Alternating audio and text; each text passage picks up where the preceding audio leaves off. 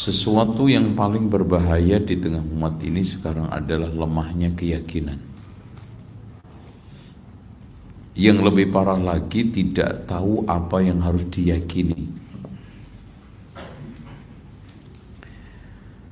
Sehingga akhirnya dia meyakini sesuatu yang tidak harus diyakini, yang harus diyakini ditampik, ditolak.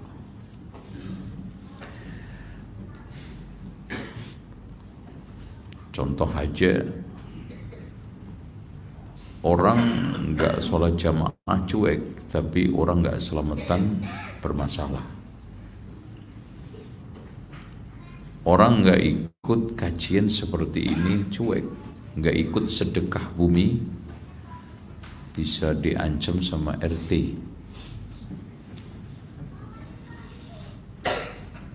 Ya. Orang mengaji Al-Quran dengan tekun dipermasalahkan, tapi orang belajar dangdut tidak ada masalah. Seperti itu kenyataan. Makanya Imam Khalid ibnu Ma'dan, seorang tabi'in besar, mengatakan, ta'allamul yaqina kama ta'allamul qur'ana hatta ta'rifah. Belajarlah yakin seperti kamu belajar Al-Quran sampai kamu kenal. Wa inni ata'allamuhu, saya itu belajar keyakinan. Jadi yakin itu butuh dipelajari. Karena sekarang ini banyak orang yang tidak yakin. Orang Islam sudah tidak yakin terhadap agamanya sendiri. Yakin itu apa? Istiqrarul haqqi 'alal qalbi. Teguhnya kebenaran di dalam hati. Teguhnya kebenaran Islam di dalam hati. Dalilnya, berapa banyak di antara kita itu dengan adanya syubhat sedikit aja oleng. Bahkan keagamaan kita itu gampang masuk angin. Gampang masuk angin. Ya, Maulid itu kan nyata-nyata bid'ah. Kadang-kadang kita dengar YouTube aja oleng. Bid'ah enggak ya? Bid'ah enggak ya? Oleng. Tahlilan selamatan itu jelas-jelas peninggalan legasinya orang Hindu Buddha. Apa legasi itu? Keren banget. Warisan. Ya, kita jelaskan Rasulullah itu kan nggak pernah diulang tahun nih. Abu Bakar juga nggak pernah ulang tahun. Rasulullah juga mati nggak pernah diselamati. Abu Bakar juga nggak pernah. Umar, Utsman, Ali, ribuan sahabat nggak pernah diselamati. Tapi kita kadang-kadang dengan mendengarkan YouTube aja oleng. Masa sih orang mendoakan orang mati kok nggak boleh oleng? Kan selamatan itu sedekah, oleng. Bahkan lebih parah lagi kalau dia mendengarkan syubhat. Siapa bilang sajen itu haram, syirik? Sajen itu sunnah. Karena itu adalah sedekah sir. Yang meletakkan siapa tidak diketahui, yang ambil siapa nggak diketahui. Sunnah, oleng. Ya kan? Oleng.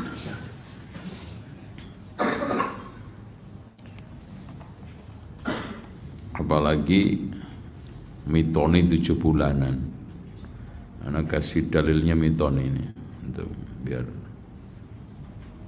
antum lihat surat Al-A'raf ayat 189. Itu dalil 7 bulanan. Oleng juga.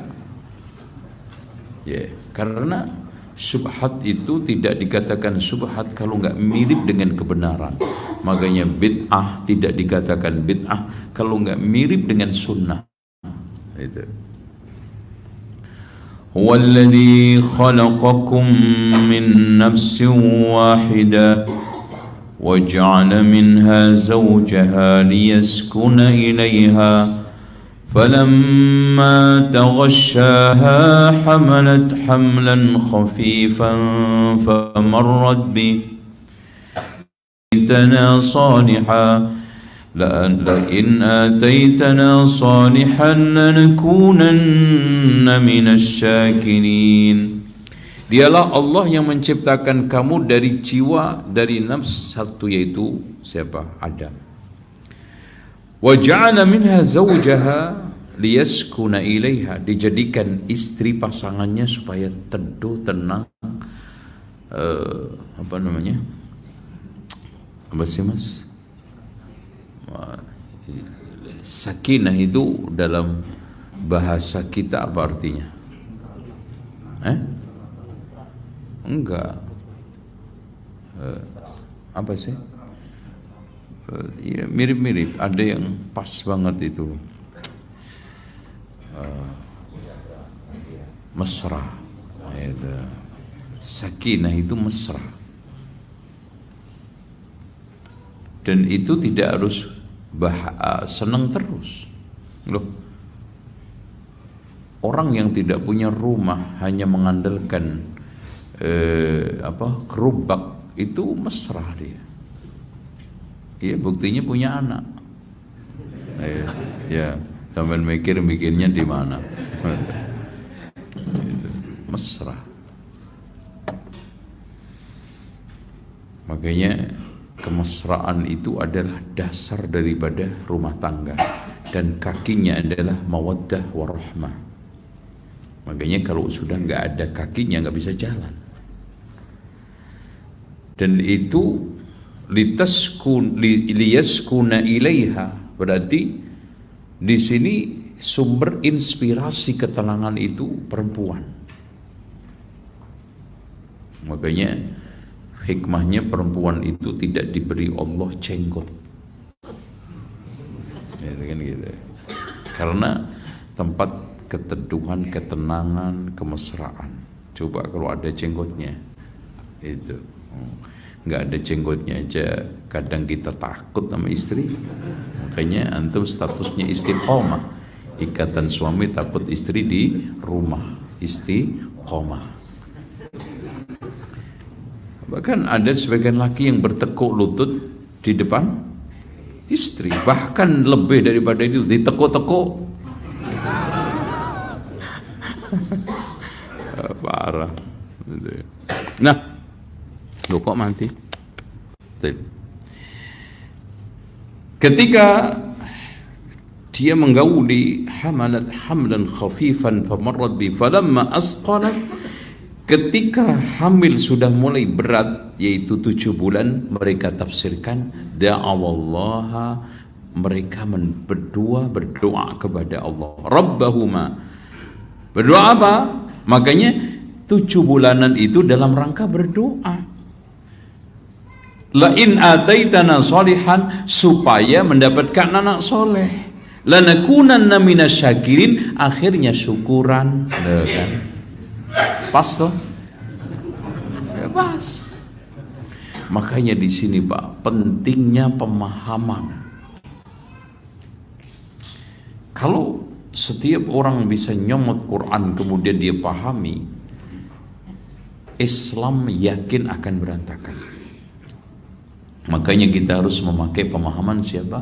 Rasul, sahabat, dan tabi'in. Oke. Nah, Allah menjanjikan kepada kita di dalam surat An-Nur ayat 55, agama ini akan menang. Oke. Kok kita kalah? Oleng lagi juga. Iya ya. Islam di mana-mana kalah. Berarti ayat ini nggak benar. Oleng. Makanya dari sekalian, syubhat itu menyambar hati itu lemah. Kalau antum sekarang ilmunya belum cukup, jangan suka ngintip YouTube. Karena resikonya lebih berat daripada ngintip Yuni. Bener, saya nggak ngarang. Iya. Ngintip Yuni dosa mata. Ngintip YouTube syubhat, akidah, kufur, syirik ngumpul di sana semua. Karena rata-rata yang menguasai YouTube itu ustadz ahli syubhat rata-rata. Ya.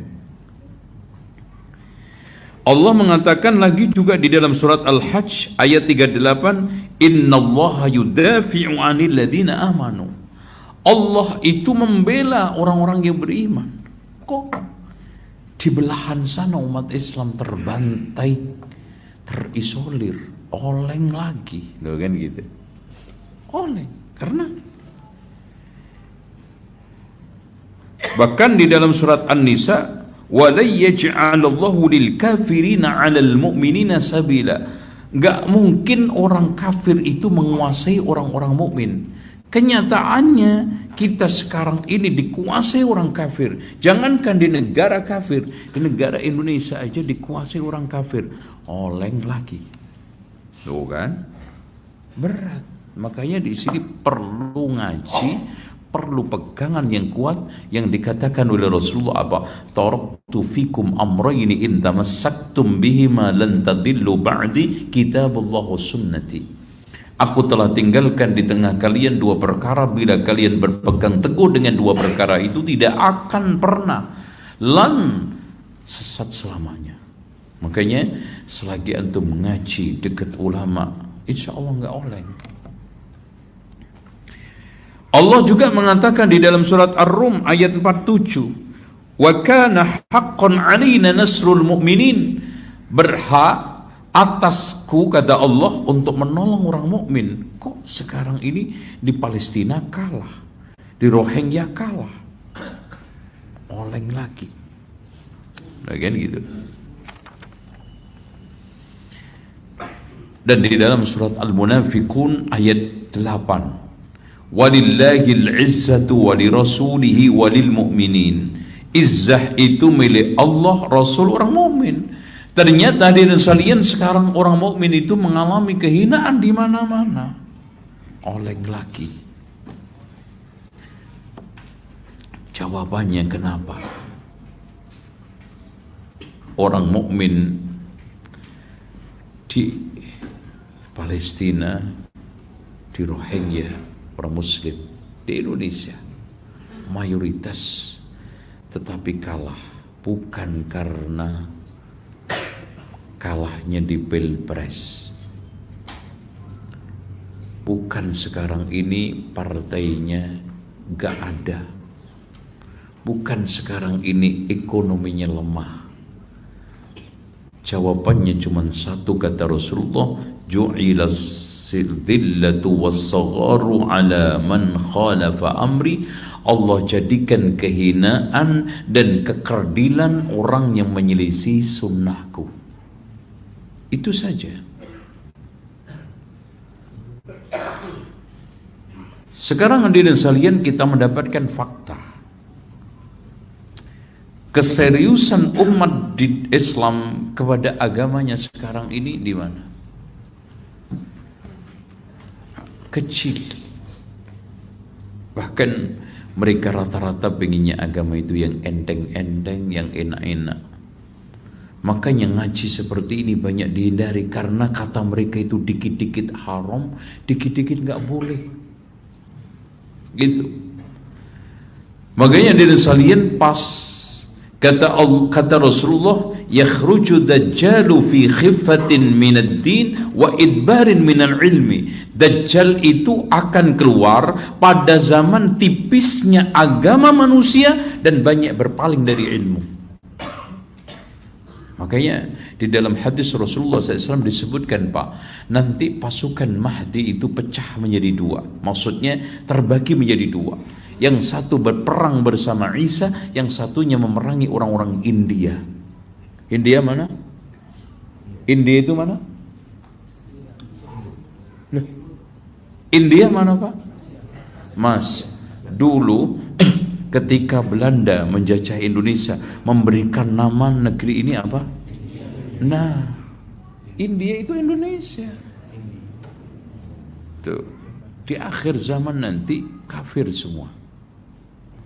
Buktinya diperangi oleh siapa? Nggak mungkin diperangi oleh pasukan Mahdi kalau memang dia itu bukan musuhnya. Nggak mungkin memerangi temannya sendiri. Dan ini sahih. Kata Kiai Haji Ahmad Dahlan, Allah menjamin Islam itu tidak akan hilang dari bumi ini, tapi Allah tidak pernah menjamin. Di ayat berapa? Tidak hilang dari Indonesia ini. Ada jaminan? Ayat berapa? Enggak ada. Tuh. Kok melototin saya lah? Udah, kalau gitu kita lanjutin aja deh. Ya, tenang aja. Tapi ya nggak mungkin masanya antum lah, nanti anak cucu antum. Sekarang aja Pak, belum keluar Dajjal aja, orang dikasih agama yang sebetulnya itu bukan berat, ngeluh. Coba sekarang katakan mereka, riba haram berat, musik haram berat, pacaran nggak boleh berat, ngerokok nggak boleh berat. Apanya ya yuk?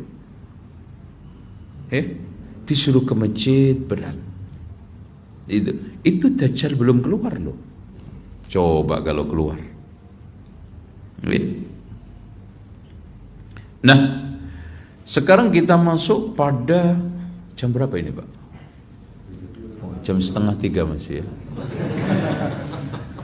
Iya kan? Hah? Enggak ada. 5:30. 5:30. 7:15, oke. Nanti kita akhiri jam 8 ya, terus pulang. Ya. Atau tambah? Ya udah jam 12. Gak apa-apa, nginep di sini. Oke. Hadirin sekalian, akibat dari kebodohan umat Islam terhadap din, maka yang terjadi adalah memusuhi agamanya sendiri. Itulah yang dikatakan oleh Ali bin Abi Thalib, an-nasu a'da'u ma jahilu wal juhala'u a'da'ul ulama. Manusia itu cenderung menjadi musuh apa yang tidak diketahui, orang bodoh itu menjadi musuhnya ulama. Akhirnya muncul ketimpangan dan penyimpangan di dalam keagamaan, terutama akidah. Di antara penyimpangan yang sudah dianggap benar ialah antipati terhadap sunnah yang pertama. Antipati terhadap apa? Sunnah. Bahkan di antara mereka mengatakan kajian kita ini sesat karena kajiannya cuma bahas sunnah-sunnah tok, kapan wajibnya. Coba bayangkan. Aneh. Dan lucunya gini loh Pak, kita antum yang ngaji rajin nggak pernah nyesat-nyesatin saya kan, yang denger yang nyesatin. Coba aneh nggak?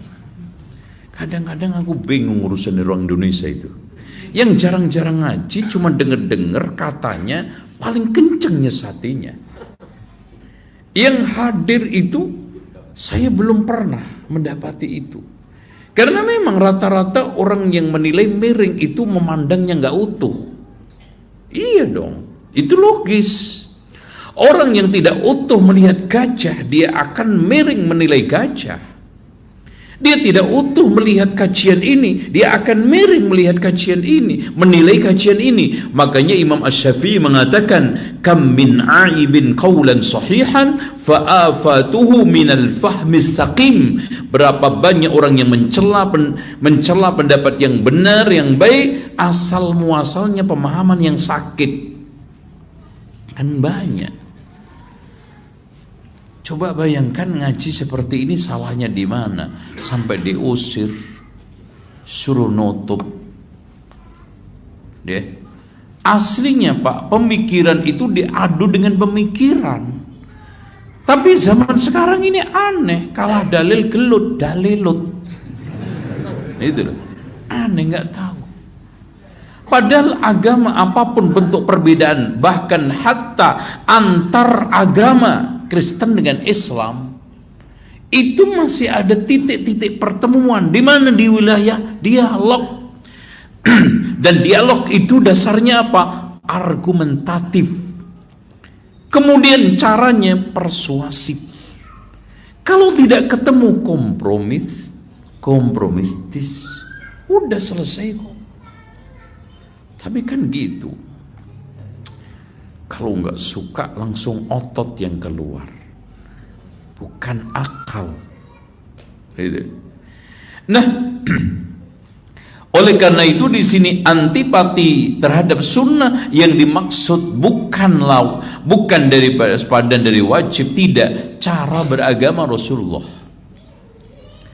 Cara beragama Rasulullah SAW yang disebut dengan sunnah yang diungkapkan oleh Rasulullah di dalam hadis alaikum bisunnati wa sunnatil khulafair rasyidin, itu maksudnya pegang teguhlah cara beragamaku dan cara beragama khulafaur rasyidin.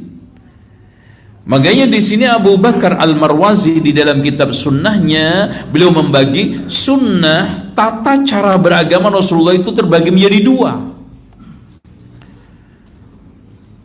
Yang pertama adalah sunnah i'tiqadiyah, keyakinan, alias cara beragama Rasulullah yang bersifat keyakinan. Rasulullah menjelaskan tentang siksa kubur, keyakinan. Rasulullah SAW menjelaskan tentang adanya syafaat, keyakinan. Rasulullah SAW menjelaskan tentang kumpulnya manusia di mahsyar, keyakinan. Kayak gitu. Nah, yang kedua adalah sunnah yang sifatnya fi'liyah, perbuatan. Nah, sunnah yang sifatnya perbuatan ini terbagi menjadi dua. Sunnah yang sifatnya wajibah, wajib. Contoh, sunnah ketetapan Rasulullah SAW di dalam sholat jamaah, sholat fardu, rukuknya Rasulullah, sujudnya Rasulullah. Saya tanya kepada antum semua, diajarkan siapa sholat kita? Shallu kama ra'aitumuni usolli. Berarti di sini ada sunnah yang sifatnya wajibah.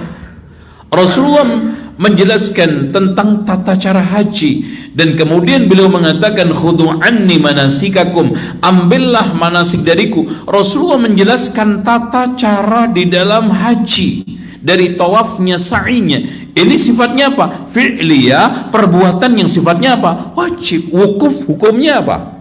Rukun. Paham nggak? Jadi mungkin orang yang nggak pernah ngaji bingung, sunnah kok wajib? Gitu. Oh, ini loh Pak, sing perlu duduk di kajian, masuk sunnah wajib. Apa itu belum? Maksudnya apa itu? Aliran sesat itu. Sunnah itu bukan artinya ketetapan syariat yang sifatnya tidak wajib. Itu sunnah menurut ulama fikih. Sunnah adalah dalil yang berasal dari hadis. Itu bukan juga, itu menurut ulama usul fikih. Sunnah juga segala sesuatu yang disandarkan oleh Rasulullah, itu tidak. Itu menurut ulama hadis. Yang dimaksudkan di sini adalah cara beragama Rasulullah itu ada yang sifatnya keyakinan, ada yang sifatnya perbuatan. Nah, perbuatan ini kan ada yang muatannya wajib, ada yang muatannya apa? Nafilah.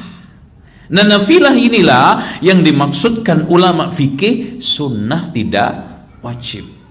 Contoh, Rasulullah mengajarkan kita caranya sholat witir. Sholat witir hukumnya apa? Sunnah. Rasulullah menjelaskan tata cara sholat duha. Sholat duha hukumnya apa? Sunnah. Rasulullah menjelaskan tata cara puasa Senin Kemis. Puasa Senin Kemis hukumnya apa? Nafilah, tidak wajib. Loh, gitu loh. Paham gak ini? Bisa diterima gak nih? Atau masih bingung? Kalau masih bingung, ngaji lagi nanti ya. Insyaallah Anda datang ke sini nanti Selasa yang belum jelas kapannya. Yang penting Selasa aja. Oke. Nah Pak, ini yang sekarang ini ditinggalkan. Rasulullah SAW banyak dicibirkan, Oke. Di antara hal yang nomor 2, karena waktu saya percepat. Akidah menyimpang yang diyakini benar adalah kebanyakan umat Islam sekarang ini sudah menolak hukum Allah. Ya. Bahkan Rasulullah sallallahu alaihi wasallam mengatakan, la tunqadhanna ural islami urwatan urwatan. Tali Islam itu akan lepas seutas demi seutas. Kullaman taqadat urwatun tashabbathan nasu billati taliha. Ketika lepas satu orang pegang berikutnya, wa awwaluha naqdan al-hukmu. Yang pertama kali lepas adalah sistem hukum dan pemerintahan Islam, wa akhiruha as-shalah, yang paling akhir adalah salat.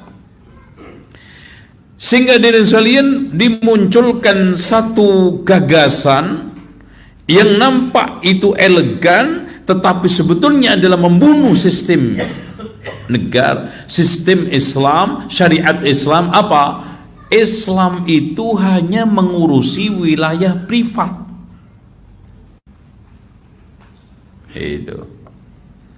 Dan pelanggaran apapun yang tidak mengganggu wilayah kolektif itu tidak dilarang. Makanya di sekalian mereka kemarin memunculkan kebusukan yang selama ini mereka simpan di dalam hati ke dalam tataran umum. Apa? Zina itu halal kalau dilakukan satu di wilayah privat, suka sama suka, keduanya sudah dewasa dan dilakukan secara tulus, halal. Enggak? Kemarin kan dengar kan? Berarti kalau zina di dalam kardus nggak apa-apa, karena tertutup, nggak ganggu orang. Kan hancur, Pak.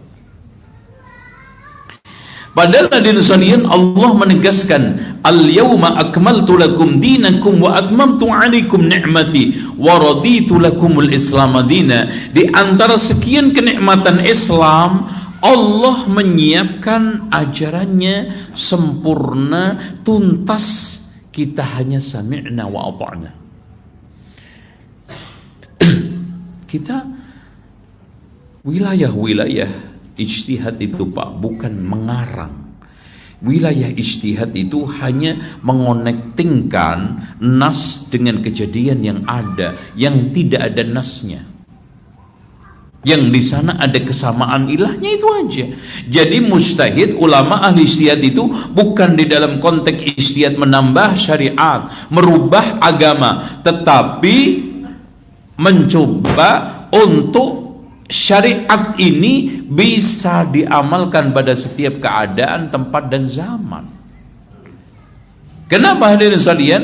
Karena nas itu sifatnya sawabit, tetap, sementara kejadian-kejadian itu update. Makanya di sini harus dikonekkan. Siapa yang ahli mengkoneknya? Ulama. Nggak sembarangan orang, nggak asal comot. Kenapa? Karena untuk menganalisa adanya kesamaan ilah, alasan itu dibutuhkan kejelian, dibutuhkan kedalaman ilmu dan pemahaman, dan itu hanya bisa dilakukan ulama. Makanya ketika ijtihad benar diberikan oleh Allah, Rasulnya pahala 2, ketika salah satu karena niatnya itu untuk mencari kebenaran dan alatnya lengkap. Kalau kepleset, salah, itu wajar. Contoh, Pak, ada kuda yang terlatih hebat, bahkan setiap lomba nggak pernah kalah. Ternyata sekali lomba kepleset, terpelanting. Kira-kira kuda itu layak untuk diolok-olok? Tidak. Tapi kalau sekarang ini ada kuda cemeng bengek, ya, dan nggak pernah menang kalau lomba, kok tiba-tiba sekarang menang, dengan gitu. Kira-kira layak untuk mendapat pujian nggak? Enggak, itu menangnya kebetulan pasti. Makanya orang bodoh kalau benar itu hanya kebetulan, nggak perlu dipuji, karena aslinya nggak benar. Yaitu benernya kebetulan. Oke, sekarang gini, Pak, anak nanya. Antum rela urusan-urusan antum yang penting, yang sakral, yang mahal, diurus oleh hukum buatan manusia? Antum rela, Pak? Yang membuat itu kadang-kadang, maaf, akhlaknya lebih rendah daripada antum. Maaf, yang memproduksi undang-undang, yang memproduksi aturan-aturan, yang memproduksi hukum-hukum selain Allah itu kadang orang kafir. Bahkan kita berpuluh-puluh tahun memakai undang-undang KUHP produk mana? Imperialisme.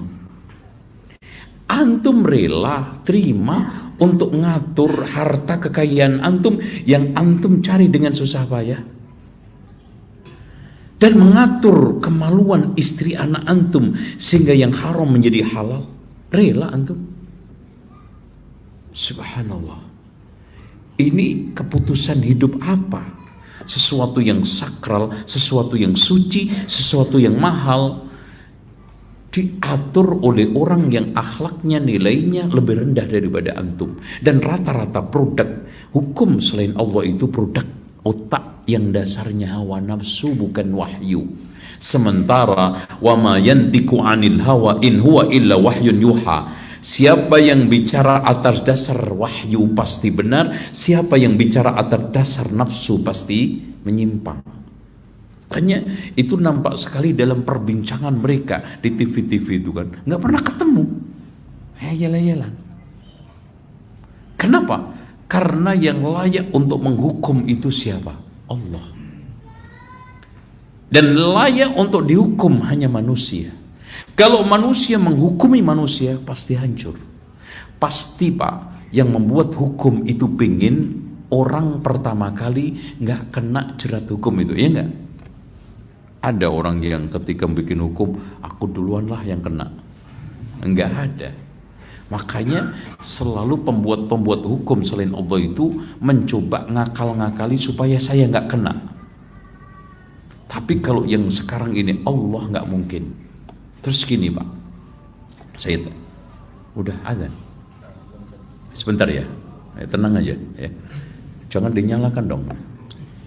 Mas gini ya, anak akan bicara dari hati ke hati.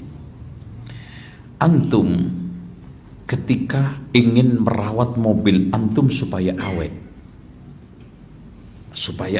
mobil Mercy, antum pakai panduan buku yang dikeluarkan Mercy apa Bajaj? Oke? Lalu bagaimana ceritanya mobil antum Mercy dirawat pakai buku Bajaj, habis diservis loncat-loncat? Sekarang yang menjadi pertanyaan, yang membuat manusia siapa? Allah. Kemudian Allah mengeluarkan buku enggak untuk merawat kehidupan manusia? Iya. Apa itu? Al-Quran dan Sunnah. Nah, bukankah suatu hal yang logis ketika antum memiliki mobil Toyota, supaya mobil Toyota itu awet, dirawat dengan baik, pakai buku pedoman yang dikeluarkan Toyota, nggak mungkin dari Mercy. Yang Mercy juga begitu, nggak mungkin pakai Bajaj. Yang Bajaj apalagi pakai Rolls Royce. Nggak mungkin Pak. Buku kita ini suci, buku kita ini sakral, buku kita dijamin la ya'tihil batilu min baini yadayhi wa min khalfi, tidak tertimpa kebatilan sebelum turun dan setelah turun. La yamassuhu illal mutahharun, tidak ada yang menyentuh kecuali makhluk-makhluk yang disucikan, yaitu siapa? Malaikat. Pertanyaannya, buku itu turun datang dari yang maha suci, maha benar, maha as-salamul quddusul muhaiminul azizul, pokoknya segala sesuatu yang Allah tidak tertimpa cacat, pasti kalamnya tidak tertimpa cacat. Bahkan Allah memberikan satu penilaian, wa tammat kalimatu rabbika sidqan wa adla. Ciri khas daripada Al-Quran adalah sidqan wa adla. Makanya siapapun yang ingin menghukum secara adil dan jujur pakai Al-Quran, siapa yang sekarang ini ingin merawat kehidupan ini jujur dan adil pakai Al-Quran, sungguh sangat aneh. Yang begitu indah, yang begitu sakral, yang begitu sempurna, datang dari zat yang maha sempurna, antum tampik, antum buang pakai hukum manusia yang penuh dengan cacat. bagaimana akal sehat kita pakai? Gitu loh Pak. Tapi kan coba aja, maaf, rancangan RUU KUHP Pak, ya, sampai hari ini tidak ada kata sepakat. Makanya masih RUU. Itu bukan belum UU loh. Rancangan. Cara menghukum dukun aja ribet ya. Kenapa? Karena di antara yang sekian membikin ada yang dukun. Kan gitu. Gimana profesi saya ini supaya nggak kena? Makanya ketika keluar rancangan undang-undang anti pornografi, itu ditentang habis-habisan. Nggak boleh anti. Terus keluar apa? Undang-undang pornografi. Nah, kan gitu. Boleh porno tapi diatur. Beda loh Pak. Undang-undang anti berarti total nggak boleh.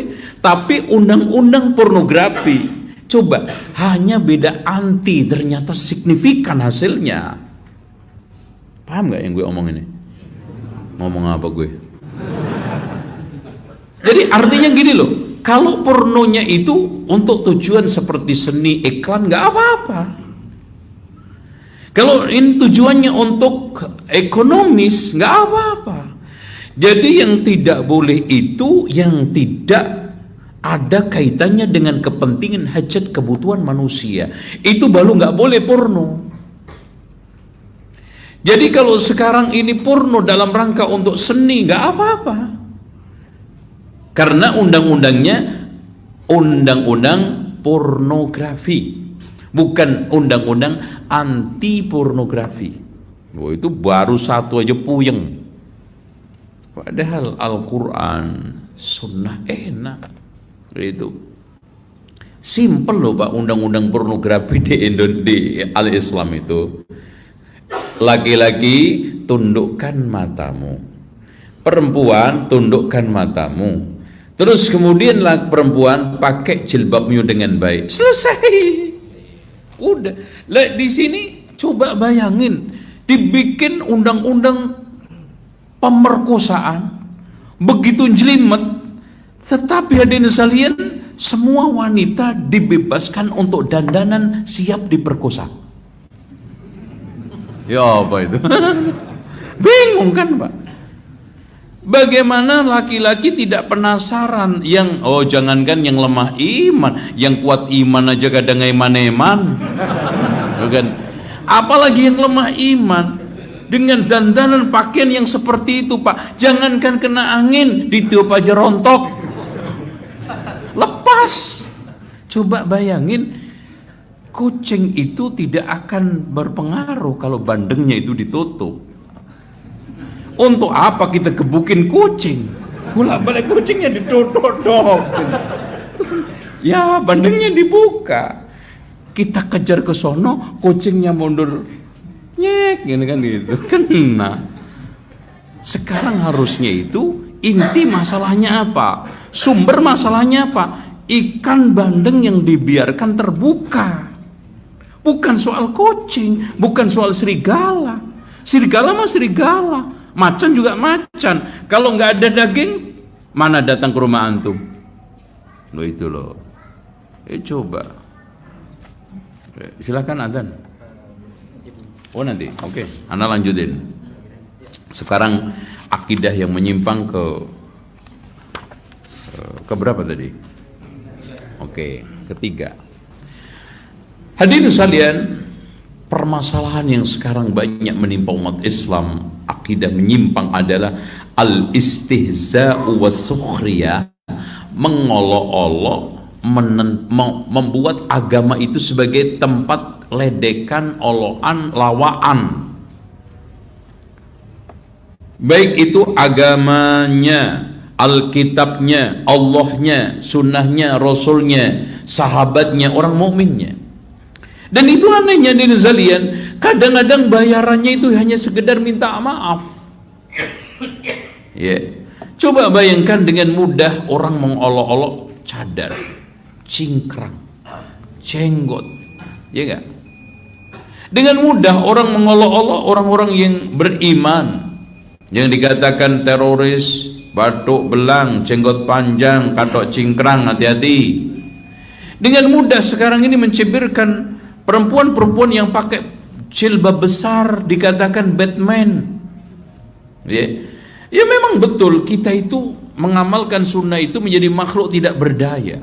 Karena nggak ada perlindungan sama sekali, satu pasal pun nggak ada. Seandainya yang diledek jenggotnya kita mengadukan ke polisi sebagai pasal penghinaan, nggak ada pasalnya, nggak ada. Ada pasal penghinaan jenggot? Nggak ada. Wah, apa sih mas istilahnya?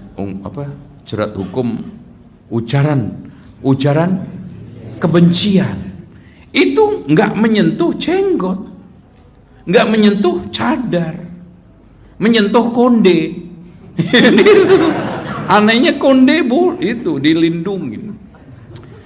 Aduh, coba bayangkan Nabi Muhammad dibandingkan dengan Soekarno, itu nggak mato, nggak cocok. Itu sama dengan orang mengatakan mana yang lebih tajam, pedang apa pentung? Loh, Amin ini sehat apa enggak gitu. Ya masing-masing mungkin bisa membunuh, tapi kalau kita katakan pentung ya jangan bilang tajam, ya, sama-sama bisa mematikan, gitu. Nah sekarang ini runyah seperti itu, bahkan Pak, ya abang, silakan.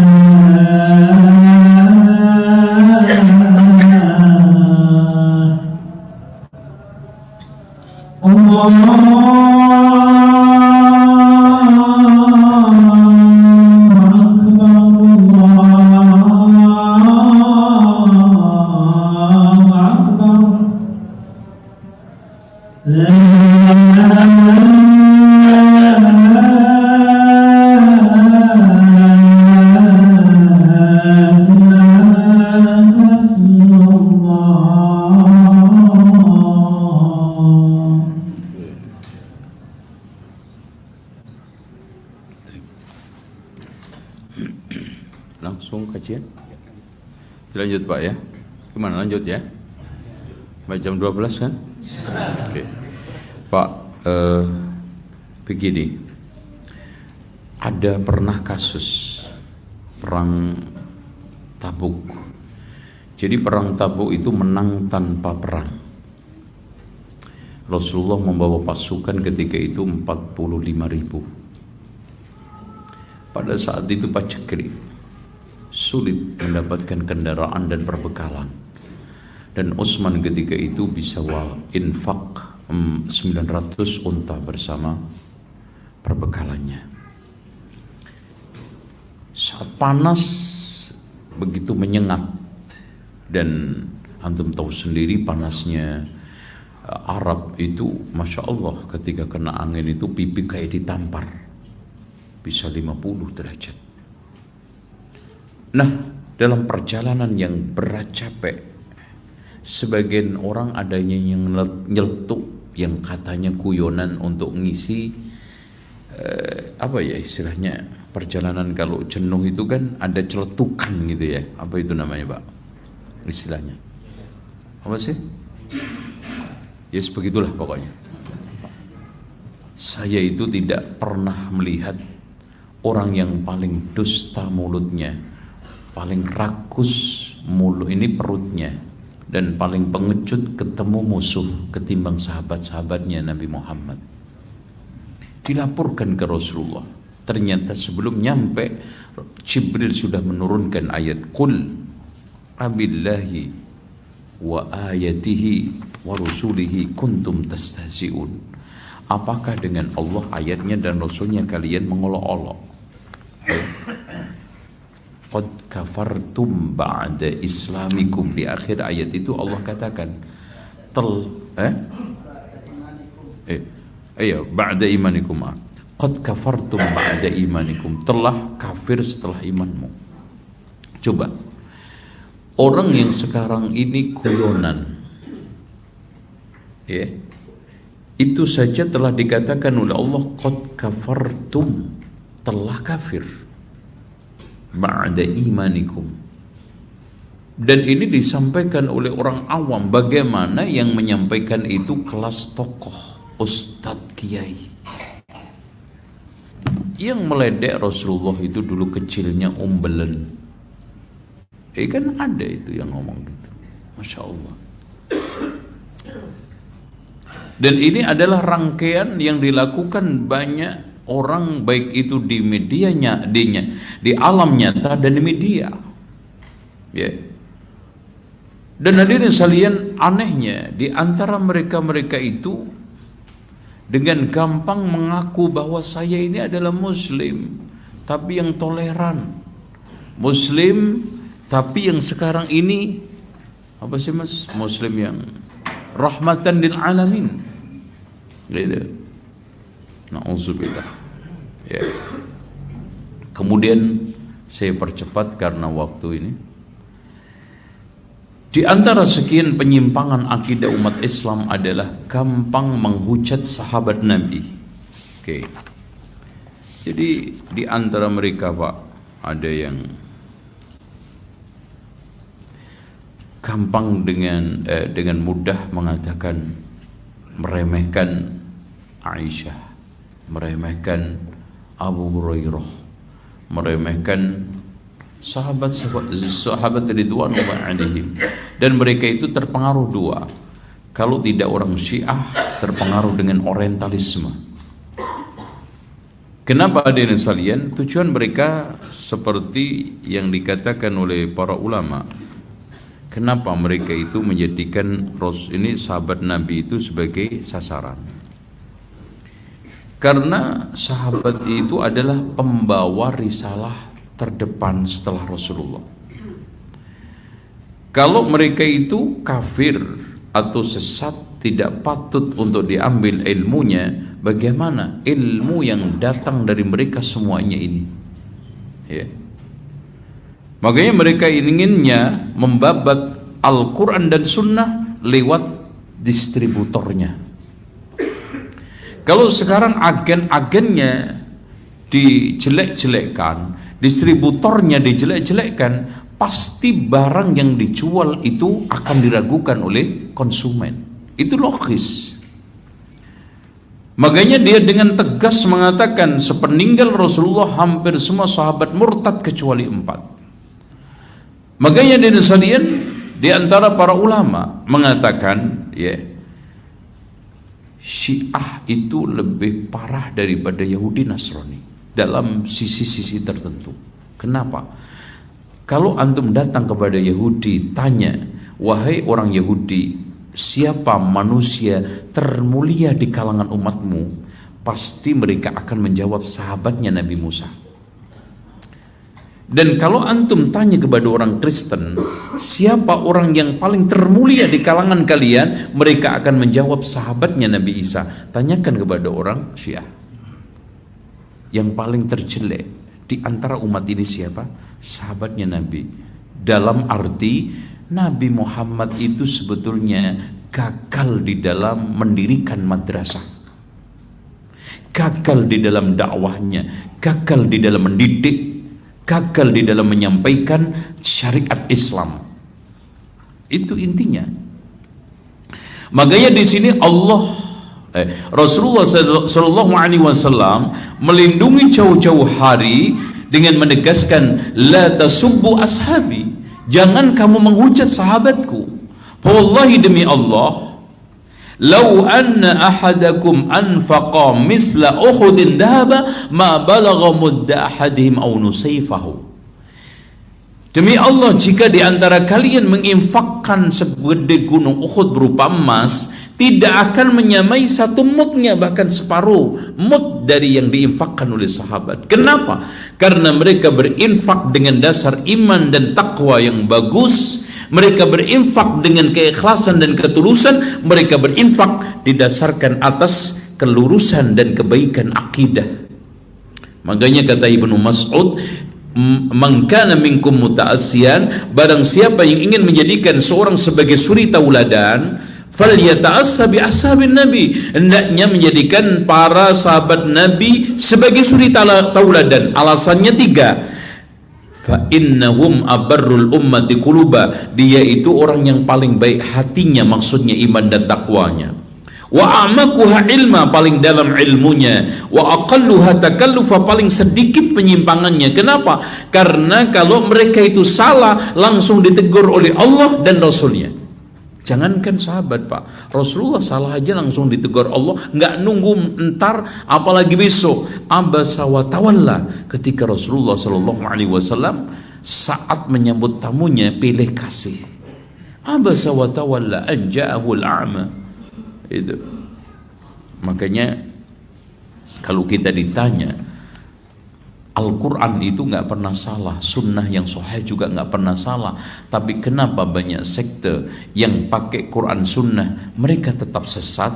Bukan Al-Qurannya, bukan sunnahnya, tetapi pemahamannya. Makanya pemahaman yang selamat adalah pemahaman sahabat, pemahaman khairun nasi qarni summal ladina yalunahum, dan seterusnya. Oke, yang keberapa?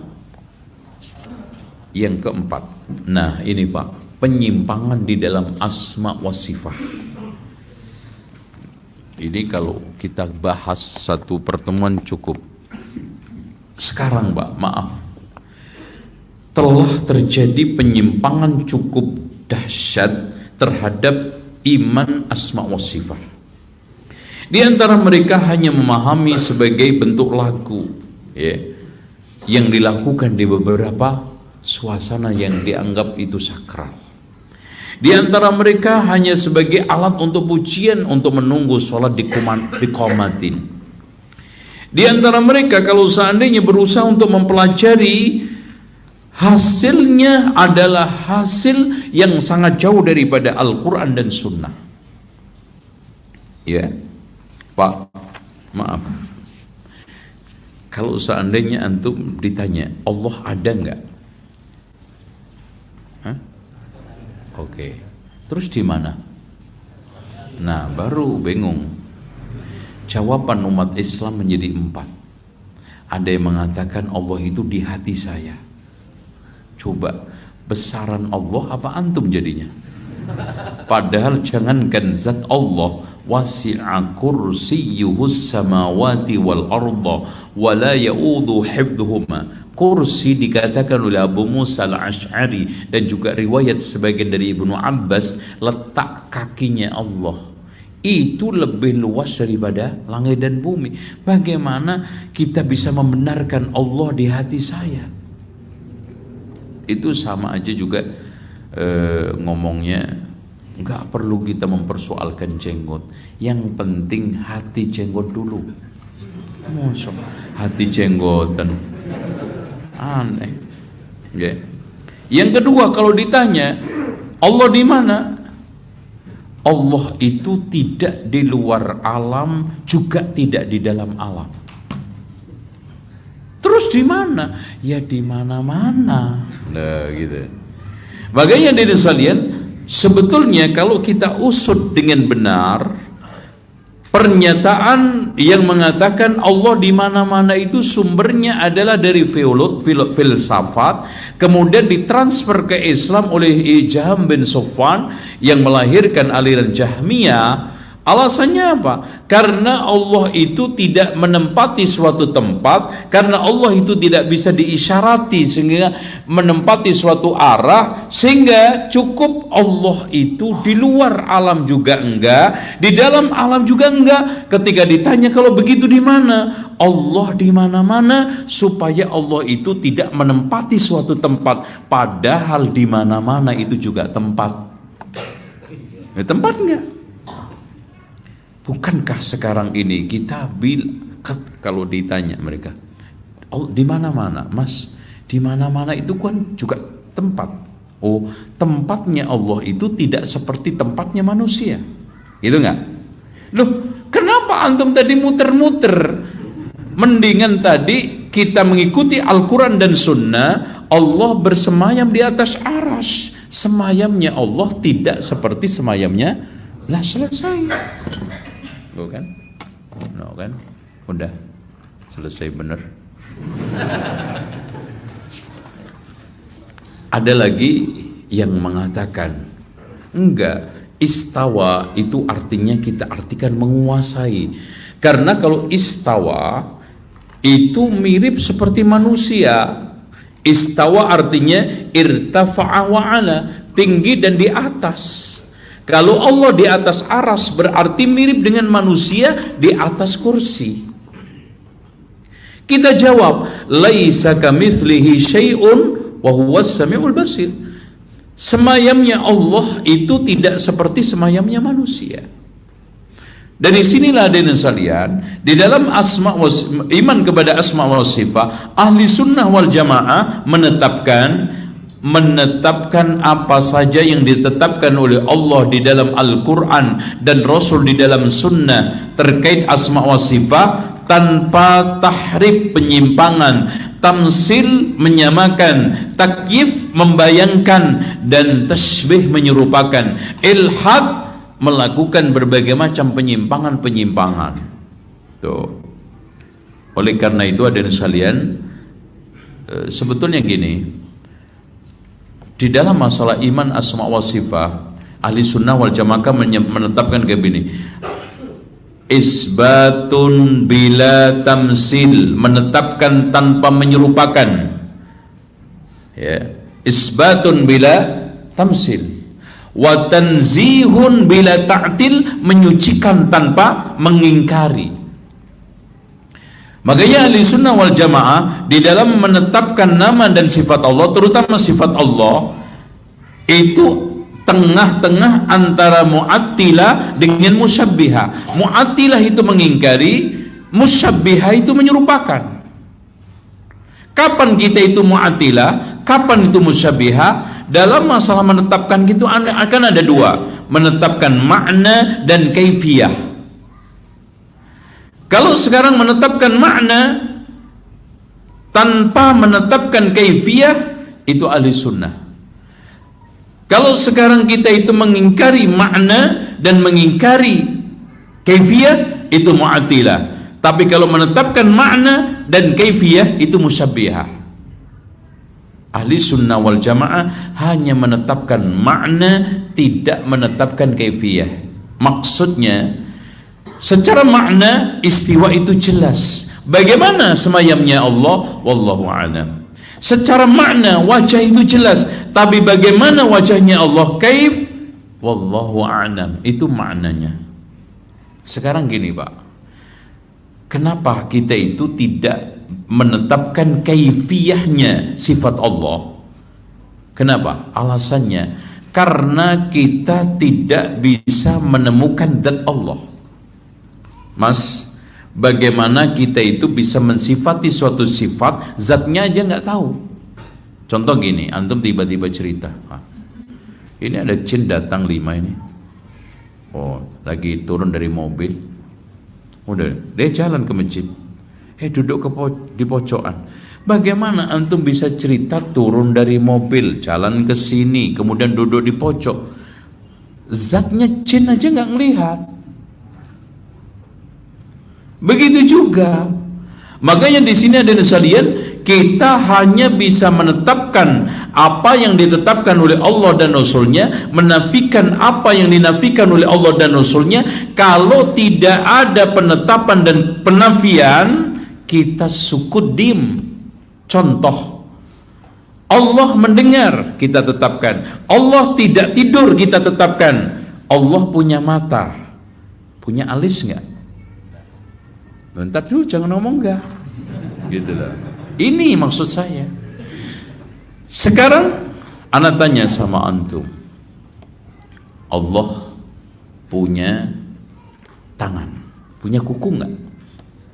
Allah mendengar kan? Punya daun telinga enggak? Nah, diam. Ya, disinilah ahli sunnah wal jamaah. Kenapa? Karena Allah tidak mengatakan iya dan tidak.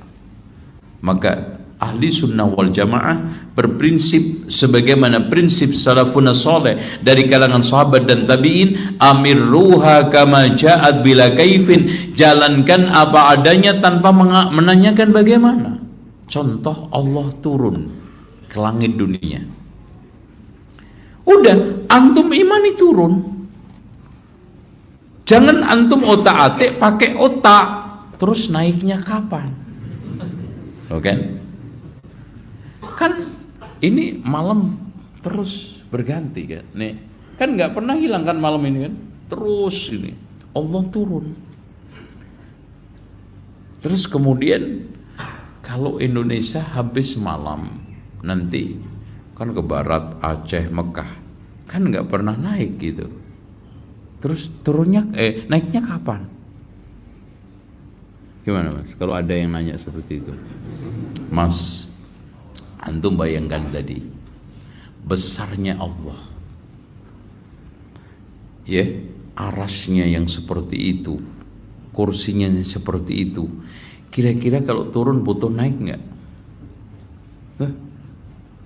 Makanya kita pahami turunnya Allah sesuai dengan kebesaran keagungan Allah. Yang turun butuh naik itu antum. Paham nggak? Allah turun nggak butuh naik. Terus gimana? Loh, antum kok bingung sendiri? Yang sekarang mendengar butuh telinga itu siapa? Manusia. Ya, mendengar butuh daun telinga siapa? Antum. Disinilah Pak, kesesatan muncul di pemahaman asma wa sifat. Ketika memahami nama dan sifat Allah, langsung persepsi kita tujukan kepada makhluk.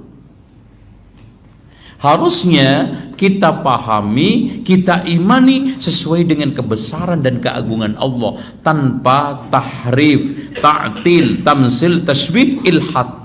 Nah gitu. Contoh lagi, Allah subhanahu wa ta'ala punya kaki. Jarinya berapa? Nah, ini pentingnya kita di dalam memahami asma wa sifat. Cukup amirruha kama ja'at bila kaifin. Yang Allah tetapkan, kita tetapkan. Yang Allah nafikan, kita nafikan. Sementara yang tidak dinafikan, tidak ditetapkan, kita sukut. Kenapa? Allah aja diam, tidak menyampaikan ke kita. Rasulullah SAW juga diam, tidak menyampaikan kita. Kok latah banget kita ngomong? Hebat antum. Gitu. Gini aja saya tanya sama antum, nggak usah jauh-jauh. Rambut antum jumlahnya berapa? Ada yang tahu? Anak kasih 100.000. Nah, jangankan antum menjangkau tentang kaitannya Allah, roh antum aja yas'alunaka 'anir ruh nggak ngerti. Jangankan roh. Sekarang saya tanya, jumlah rambut alis antum berapa? 1 juta. Nah, coba bayangin. Padahal itu di dekat kita, di samping kita. Kalau tidak ada informasi yang akurat, kita tidak akan bisa ngomong jumlah rambut saya sekian. Oh, nggak usah jauh-jauh tentang zat Allah, Pak. Saya tanya sama antum. Antum tanya kepada profesor yang buta nyampe gitok. Pintu surga terbuat dari kayu apa? Ini anak nggak ngada-ngada. Engsele piro? Terus CT warna apa? Kenapa kita tidak bisa sama sekali mengatakan pintu surga terbuat dari kayu A, catnya warnanya ini, enselnya sekian? Karena tidak ada informasi wahyu yang sampai kepada kita. Apalagi kita sekarang berbicara tentang zat Allah, tentang nama Allah, tentang sifat Allah, tentang perbuatan Allah yang Allah tidak menyampaikan kepada kita. Paham? Karena gini, Pak, ketika kita itu sekarang berbicara tentang sesuatu, menetapkan sesuatu itu kan ada alternatif satu, melihat benda itu. Kita melihat Allah? Tidak. Atau mendapatkan informasi tentang akurat tentang benda itu. Oke. Kita dapat informasi tentang daun telinga? Enggak. Good. Atau mendapatkan perbandingan yang sama dengan benda itu. Contoh gini, antum meskipun belum sampai pasar, ketika atau bapak antum belum datang dari Mekah, kan lagi umroh lah itu bapak ibu. Nah, nanti kalau saya datang dari umroh, saya akan bawai kurma sama susu unta. Ya. Meskipun kurmanya belum datang, padahal baru berangkat. Di benak antum ada nggak persepsi tentang kurma, susu unta? Nah, kenapa? Karena adanya suatu kesamaan di benak kita tentang benda itu. Nah, tentang zat Allah tiga-tiganya nggak ada. Pernah lihat enggak? Mendapatkan informasi tentang zatnya Allah? Tidak juga. Atau ada benda bandingannya dengan zat Allah juga enggak. Bagaimana kita bisa berbicara tentang Allah? Itulah yang diharamkan oleh Allah. Wa antaqulu 'alallahi ma la ta'lamun. Kau bicara atas nama Allah tanpa dasar ilmu. Sehingga dalam hal ini kita hanya ngandelin wahyu. Ada wahyu bicara, kita bicara, tidak stop. Contoh, la ta'khudhuhu sinatun wa la naum. Allah tidak tidur, tidak ngantuk. Terus kalau antum bicara sekarang, Allah senderan gitu, bisa? Allah senderan dari mana? Ya. Apalagi Allah dikatakan mungkin Tuhan mulai bosan. Loh, siapa? Dari mana informasi itu Allah itu bosan? Malaikat kek yang memberitahu antum, kitab kek yang memberitahu antum, atau sunnah? Nggak ada. Informasi wahyu nggak ada, sunnah nggak ada. Terus antum bisa bilang Allah capek, gitu. Allah bosan. Ya. Makanya dari sekalian, Yahudi dikatakan oleh Allah umat yang kurang ajar karena memberikan sifat-sifat Allah yang tidak patut kepada Allah. Allah dikatakan miskin, tangannya terbelenggu, capek setelah menciptakan langit 2 hari, bumi 2 hari, istirahat dulu capek. Makanya disebut dengan yaumus sabt. Sabt itu apa? Subata, istirahat. Gitu. Oke. Aduh. Sebetulnya bahas masalah ini nggak bisa disimpul-simpul ya, cuman ya, kepaksa aja. Oke, sekarang kita sampaikan secara singkat. Di antara akidah menyimpang adalah ad-du'a wal istighosah bi ghairillah, berdoa dan istighosah kepada selain Allah.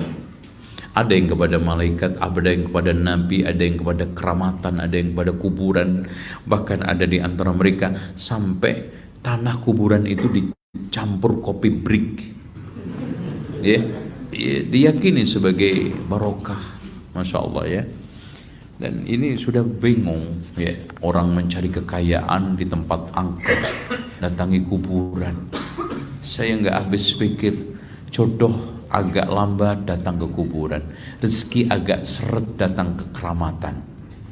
Bahkan untuk memenangkan satu pemilihan juga datang ke kuburan atas wangsit dari dukun. Jadi mana Allah? Ud'uni astajib lakum. Mana sekarang ini kita sebagai hamba yang disuruh oleh Allah berdoa, meminta. Bahkan man lam yas'alillaha yaghdabu alaihi, siapa yang tidak minta kepada Allah, Allah itu marah. Ya. Innallaha yuhibbul munhina fid du'a. Allah itu senang kepada orang-orang yang merengek-rengek dalam berdoa. Enggak, ini merengek-rengeknya kepada, ada yang kepada Nyi Roro Kidul, ada Nyi Blorong. Bahkan Nyi Blorong itu sekarang menjadi target orang-orang kaya, karena siapa yang sukses berhubungan dengan Nyi Blorong itu bisa mendapatkan kekayaan 1 M ke atas sampai 1 triliun. Kalau di bawah 2 M sama Nyi Roro Kidul, kalau di atas 1 M Nyi Blorong. Bahkan kemarin sempat piknik ke Jakarta, nah kan lucu ya, naik Monas ya. Nah, termasuk juga hal-hal yang menyimpang adalah menyembelih dan bernadar untuk selain Allah, termasuk menyembelih untuk selamatan, menyembelih untuk sedekah bumi, sedekah laut ya. Aneh, lucu, kadang-kadang lautan nggak butuh makanan dikasih sedekah, bumi nggak butuh makanan dikasih sedekah, manusia nggak dikasih, malah sedekah kepada manusia ya. Terus kemudian acara-acara bid'ah yang lainnya, termasuk juga acara dari non muslim ya. Terus kemudian meyakini tahu perkara gaib. Hadirin sekalian, Nabi Muhammad yang sehebat itu tidak tahu perkara gaib. Inni la a'lamul ghaiba, saya nggak ngerti tentang perkara-perkara gaib. Loh, Allah sendiri mengatakan wala tadri nafsum madza taksibu ghada. Seorang diri tidak tahu besok apa yang dilakukan. Bagaimana katanya dia itu perusak juruningkara, perusak durugi winara. Nah, kita percepat soal masalah sihir, itu juga perdukunan, terus jimat, macam-macam. Ini akidah-akidah yang sekarang ini merunyak di kalangan kaum muslimin. Bahkan Pak, lucunya di Indonesia itu, dukun itu menjadi manusia paling bergengsi, menjadi manusia yang sangat dihormati, bahkan diberikan titel orang pinter meskipun nggak pernah sekolah. Itu. Coba kalau seandainya sekarang ada lomba orang pinter seluruh dunia, dari Jepang pinter bikin kapal selam, dari Amerika pinter bikin peluru kendali, dari Jepang pinter bikin robot cerdas, dari Indonesia pinter nyantet. Kapan menangnya? Makanya itu semuanya istilah. Dukun menurut istilahnya orang kampung, paranormal menurut istilah media, kiai khos menurut istilah pesantrennya, orang pinter menurut istilah orang gobloknya. Pasti itu ya. Demikian, mungkin ada yang tanya, silakan. Saya sambil minum. Sudah ada. Ya, silakan, langsung aja antum. Mungkin dari awal. Ya, silakan Pak. Ini Bapak ini dulu. Oh iya. Nih, silakan. Pak, Syarat pertanyaannya 3. 1, jangan sulit-sulit. Kemudian yang kedua terkait dengan materi. Kedua, ketiga singkat padat. Nah, Bismillah. eh, bagaimana sikap dari seorang yang sudah menghadiri kajian sunnah hadir pada acara tahlilan. Ternyata tahlilan itu adalah masuk kepada keluarga besar dari orang tersebut. Mau tidak mau mereka harus hadir karena terikat kepada keluarga tersebut, Pak Ustaz. Oke. Nah, sikapnya bagaimana? Pada saat ritual dimulai, apa hadir dulu atau orang tersebut akan tidak menghadiri? Itu. Cukup ya? Ya, syukur kasih. Begini, basa-basi di dalam masalah agama itu bahaya. Rata-rata hilang bahasanya, tinggal basinya. Dan itu sejak awal disebarkan Islam yang diinginkan oleh musuh Islam. Kan pernah ada penawaran orang-orang kufar Quraisy untuk sekali-kali menyembah Tuhannya mereka, sekali-kali mereka menyembah Tuhannya Nabi Muhammad. Akhirnya Allah turunkan lakum dinukum waliyadin. Satu. Kedua, Allah mengatakan di dalam surat Nun apa? Waddu law tudhinuna fayudhinun. Mereka itu senang kalau kita itu berbahasa basi. Sebagaimana mereka juga basa-basi sama kita dipingin juga gitu. Makanya di sini kita di dalam bermasyarakat itu harus bisa membedakan mana wilayah muamalah, mana itu wilayah akidah, mana wilayah sekarang ini muamalah, mana wilayah lakum dinukum waliyadin. Nah, soal masalah kaitannya dengan al-mu'minul ladzi yukhalitun nas wa yasbir ala adahum khairun minal ladzi la yukhalitun nas wa la yasbir ala adahum. Orang mukmin yang mau bergaul di tengah masyarakat sabar atas gangguannya. Coba lihat. Sabar di dalam definisi Islam apa? Menahan diri untuk tidak melakukan yang diharamkan Allah, sabar di dalam melaksanakan perintah Allah, kan gitu. Dan sabar di dalam menghadapi takdir. Itu sabar. Itu lebih baik daripada nggak nyampur, nggak sabar. Oke. Nah, pertanyaannya, saya semenjak faham bahwa Islam yang harus kita amalkan sesuai dengan Al-Quran dan Sunnah menurut pemahaman salaful ummah, yang ini adalah kenikmatan di dalam hidup saya. Dulu awalnya saya itu mencoba untuk basa-basi. Udah deh ikut, kadang-kadang enggak. Tapi enggak ngaruh. Bahkan kadang-kadang kita datang tapi merem. Enggak ikut zikir, memalukan. Kenapa? Giliran zikir merem, tidur, giliran makanan keluar melek. Kan memalukan. Dan sikap ini sampai kapan, Pak? Di dalam masalah-masalah akidah, kita itu rata-rata kan kalau datang itu minoritas, pasti kegiles lah. Putaran roda itu nggak bisa dilawan, yang melawan pasti jatuh. Imma kita itu lebur bersama mereka, atau sekarang terpelanting, kan gitu. Nah, tentang masalah sikap kita, sebetulnya tinggal sikap, sebetulnya tinggal tegas. Buktinya saya kemana-mana sudah nggak diundang tahlilan, karena tahu di YouTube aja udah Wahabi kembong. Nah, udah selesai, nggak bakal.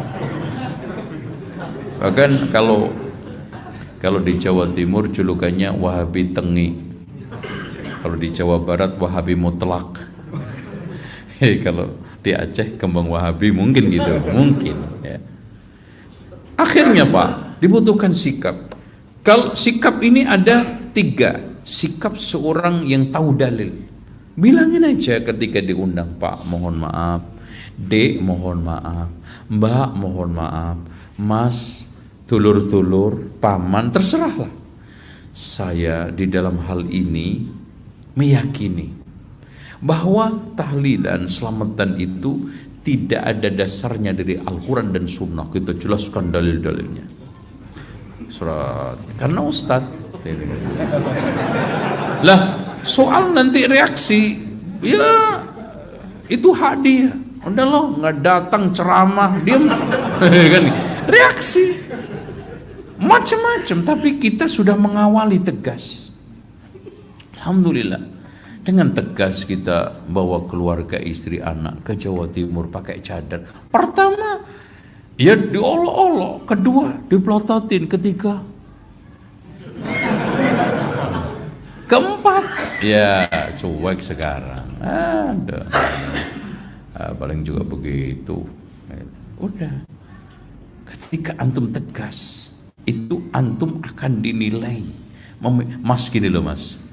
Antum pakai ilmu Lombok, meskipun sering dimaki-maki orang dasar pedes, tapi karena Lombok itu ngaku Lombok, tetap nggak pernah ada Lombok bilang cipluan, dinilai orang. Ada ciri khas, ada value, ada identitas Lombok. Saya itu Lombok pedas. Soal kamu make atau enggak, ini loh saya Lombok. Tapi lihat Pak, siapa yang nggak cari Lombok sekarang? Masya Allah. Walaupun kadang-kadang, kurang ajar nih, tadi pedes banget tuh Lombok. Aduh, imet kecil tapi Tapi coba lihat gorengan nyari Lombok, tahu nyari Lombok, masak apapun nyari Lombok, dicari ketika antum mengidentitaskan diri. Nggak peduli bagi Lombok. Aku kadang dipuji, aku kadang dicaci. Tapi saya ini adalah Lombok, dihadirkan oleh Allah ke dunia Lombok. Ana nggak mau munafik ngangku cipluan. Nah itu Lombok aja, jujur kok kalah. Itu sing lucu lagi Lombok ngaku apa mas? Nah itu ya, oke.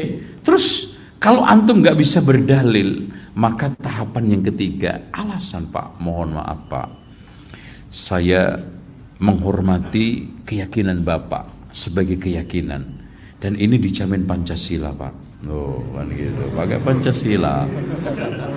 Dan Undang-Undang Dasar 45 pun memberikan kebebasan beragama. Oleh karena itu Pak, saya punya hak untuk tidak hadir, dan itu dijamin konstitusi. Lu ngomong ngono kok ya repot itu lo sampean. Nggak iso ya. Nah, terakhir yang ketiga, kalau nggak bisa kebangetan. Pak, maaf saya nggak bisa datang karena ada urusan penting, yaitu tidur. Mana yang lebih penting, tidur sama bid'ah? Tapi ya jangan ngomong tidurnya gitu. Pokoknya saya punya urusan penting Pak. Saya nggak. Nah, kalau keluarga gampang, antum datang setelahnya apa sebelum acara? Kan acaranya malam ini. Datang aja pagi. Itu. Tapi ojo nggowo aneh-aneh, Pak. Gini, Pak. Ada ucapan Ibnu Hazm yang perlu kita renungkan dan menjadi pegangan. Apa itu? Jangan sekali-kali antum menyusahkan diri antum untuk nyenengin orang, sementara di situ tidak ada ridho Allah dan ketetapan syariat. Untuk apa? Nyusahin diri untuk nyenengin orang, jihad, pahala, oke. Nyusahin diri kita nyenengin orang, naik pohon kelapa untuk selamatan. Capek naik turun. Ya Allah, untuk tahlilan. Nggak masuk akal. Untuk apa? Nyusahin diri kita, nyenengin orang untuk ridho Allah. Masya Allah, aku susah mas, bantuin orang-orang banjir. Oke, ridho Allah. Antum susah, Masya Allah, ke Papua, membantu mereka yang sekarang konflik. Ya, nyelamatin anaknya, ngasih bantuan, kadang-kadang tempat longsor yang berbahaya. Nyusahin diri kita untuk nyenengin orang lain, ada perintah Allah. Nyusahin diri kita nyenengin orang, nggak ada ridho Allah, untuk apa? Tuh ya, itu Pak. Terus begini, mencari ridho manusia itu tujuan yang nggak ada akhirnya. Oke, antum senengin hadir tahlilan, suatu ketika calon presidennya berbeda, crash lagi, ya nggak? Iya. Wes sudah, saya ingin nyenengin dia lah, udah. Dan nanti giliran, oke, pilpres kita ikutin juga, beda calon bupati, tengkar lagi, calon dulu, kapan? Sementara mencari ridho Allah itu tujuannya jelas, yaitu surga. Pak, taruhlah antum sekarang itu disenengin orang, diaplos orang, paling banter dapat apa? Follower di YouTube, follower di sosmed, atau kalau di tataran realita paling banter dapat kartu lebaran. Subhanallah, kartu lebaran nilai berapa? Paling banter 10.000, antum tukar surga. Akal mana sehat kita pakai? Sementara ridho Allah, kalau sudah Allah meridhoi, apa dapatnya? Subhanallah. Mana mungkin seorang mukmin yang yakin akan surga, yakin akan pahala, yakin akan ridho Allah, dan keinginan walal akhiratu khairun wa abqa, dikorbankan ridho Allah demi ridho manusia. Itu aja. Oke? Saya kira ada yang mau nambah? Akhwat? Oh ya, ibu-ibu dihormatin, kalau enggak kena Kartini nanti. Apakah diperbolehkan bersolawat untuk tujuan mendapatkan sesuatu? Ya ikhwan, solawat itu ibadah, mengandung fadilah. Bahkan antum baca kitab Jala'ul Afham karya Imam Ibnu Qayyim, di antara fadilah di situ disebutkan 40 keutamaan dan keajaiban solawat. Di antaranya solawat itu mempermudah rezeki kita, menghilangkan kesulitan kita, banyak sekali. Dan insya Allah itu diringkas oleh seorang ulama dan saya terjemahkan 40 keajaiban solawat. Caranya kita tetap membaca solawat karena Allah dalam rangka ibadah. Motivasinya oke, gitu loh. Jangan tujuannya nyari duit, solawatan sampai ndower supaya tokonya laris, itu beda. Tetap kita beribadah kepada Allah dengan membaca salawat. Nanti motivasi keutamaan Allah memberikan ini. Dan hadirin sekalian, masya Allah, banyak orang yang mendapatkan keselamatan, dijauhkan dari mara bahaya karena salawat. Seperti seruan beberapa ustadz, jika belum mampu membeli rumah dan ada yang rumah kita impikan, maka salawat saja rumah. Ini salah. Jadi tujuan dia bukan akhirat, tujuan dia bukan Allah. Bahkan tujuan kita harusnya, man shalla alayya salatan wahidatan sallallahu alaihi biha asyra. Ya, barang siapa yang membaca salawat sekali, Allah akan balas 10 kali, dapat pahala dari Allah, ridho Allah, ibadah karena Allah. Nanti fadilahnya, contoh aja gini loh Pak, antum zikir pagi sore karena Allah, tetapi di antara di sana motivasinya kan masya Allah, perlindungan yang tidak ada perlindungan paling dahsyat kecuali doa-doa di dalam zikir pagi petang. Allahumma inna nas'alukal afwa wal afiyata fid dunya wal akhirah. Allahumma inna nas'alukal afwa wal afiyata fid dini wa dunyaya wa ahli wa mali.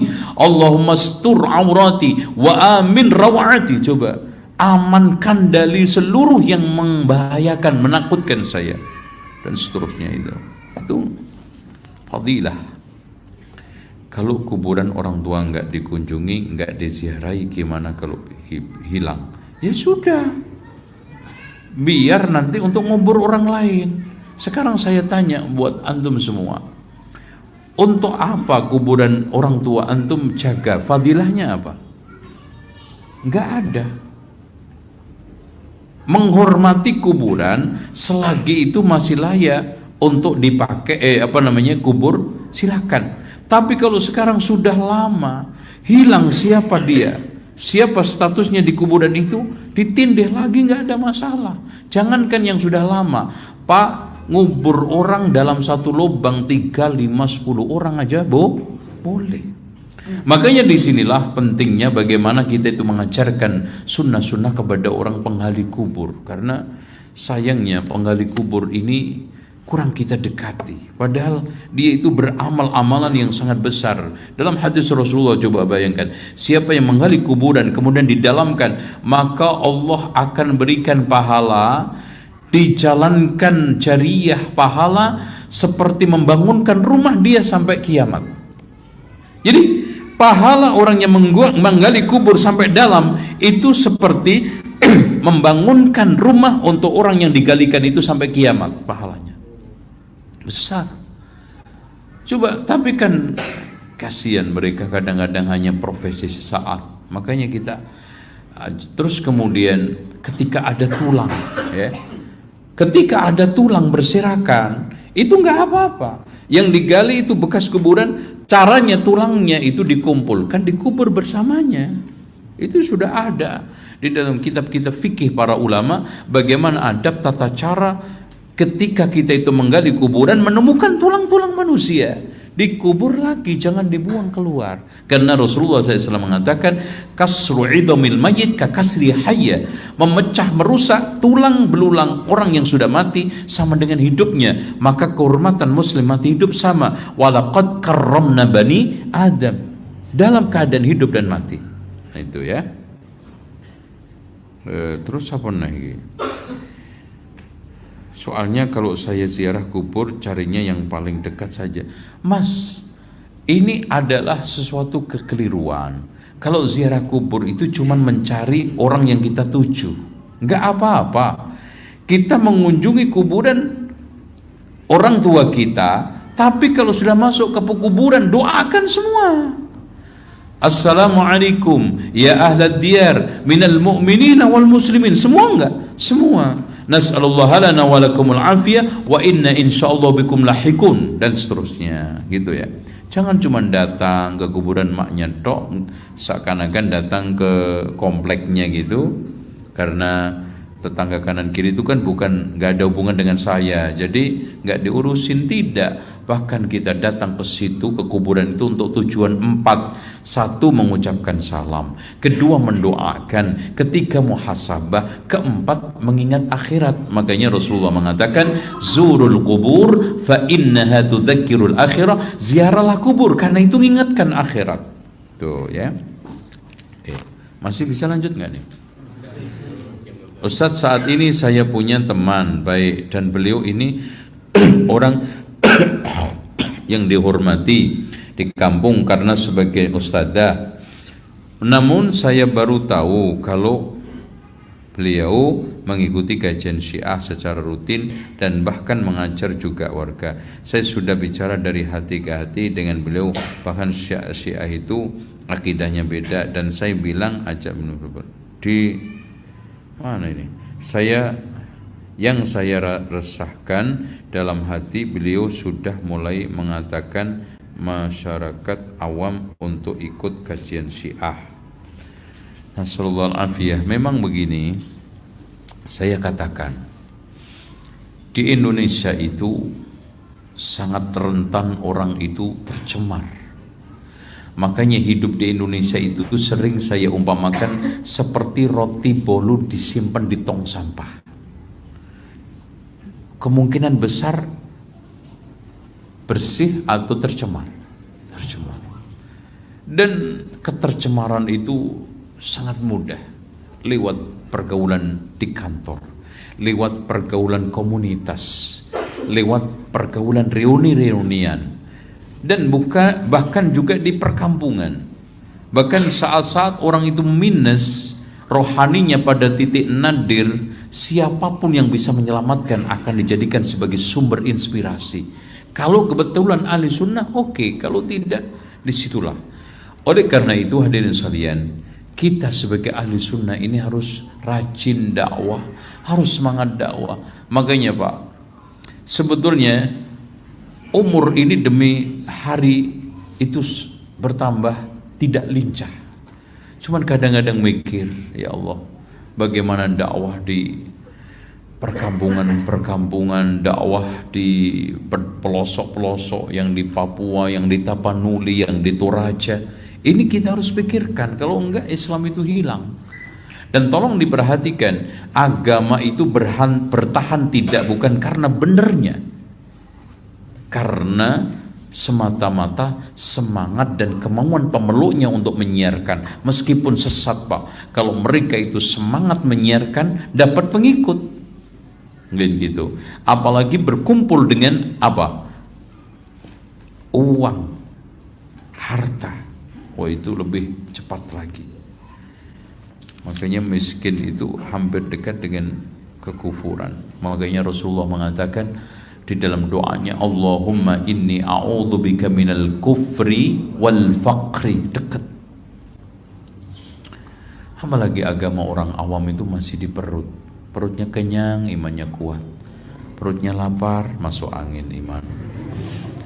Jazakumullah khair Ustaz. Semoga Allah ada pantas seorang laki-laki yang sudah mengaji mengumbar aib seorang wanita mukmin yang Masya Allah sudah bertobat atas perbuatan. Mohon hadirin sekalian, begini, Rasulullah SAW mengatakan, ya, bihasbi mri'in minasyarr ayyahqira akhahul muslim. Cukup orang itu dikatakan pendosa kalau merendahkan saudaranya. Mas, Rasulullah SAW memerintahkan kita untuk menjaga aurat sesama muslim. Bagaimana? Kita sendiri aja tiap pagi mengatakan apa? Allahumma stur aurati. Oleh karena itu hadirin sekalian, siapapun yang melihat, mendengar aib saudaranya, jangan disiarkan.